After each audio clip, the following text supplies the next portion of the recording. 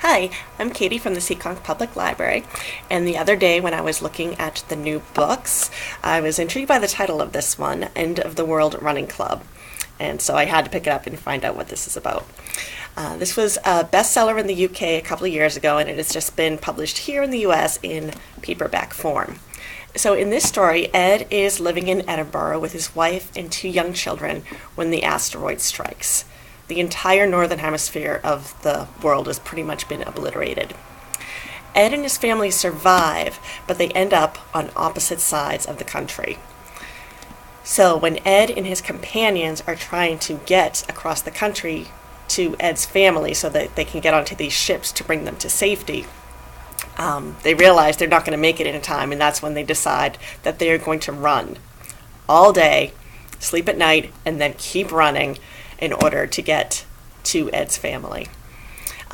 It's described as a post-apocalyptic thriller, but I think that's a little misleading. There are very suspenseful parts, but I wouldn't put it in the same category as a Dan Brown book.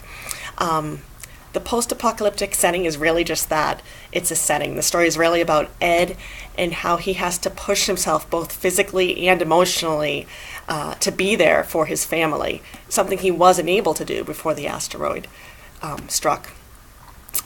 So the story is narrated by Ed, but the other characters are all also fully fleshed out through Ed's interactions with them in conversations. My favorite character was Bryce, who's this 6'3", huge Scottish guy who supposedly looks like a bear.